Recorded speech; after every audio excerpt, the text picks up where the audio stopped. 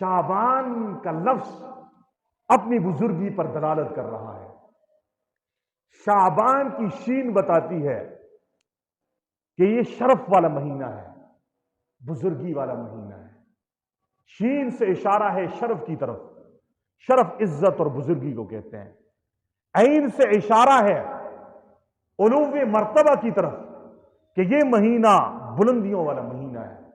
با سے اشارہ ہے بر کی طرف، بر نیکی کو کہتے ہیں کہ یہ نیکی والا مہینہ ہے۔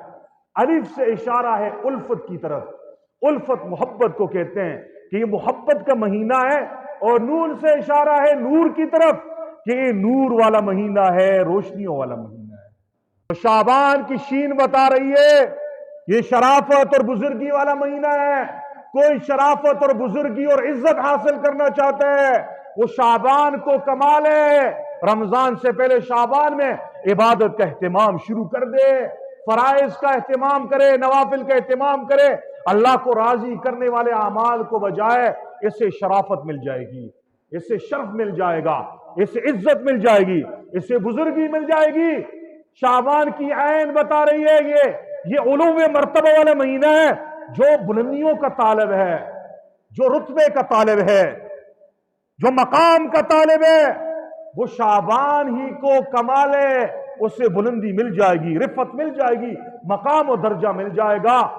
شعبان کی بات بتا رہی ہے یہ بر کا مہینہ ہے، نیکیوں کا، کہ اسی مہینے میں نیکی کر کے اپنے محبوب رب کو منوا سکتے ہو۔ اور الف بتا رہی ہے یہ الفت کا مہینہ ہے۔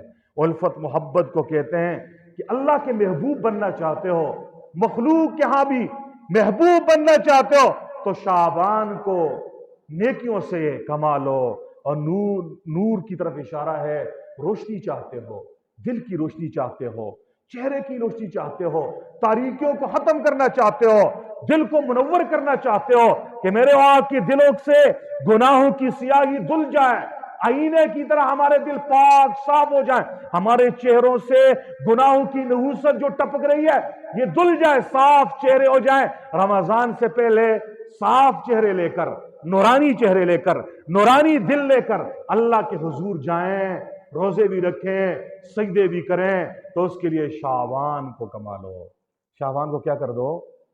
کما لو۔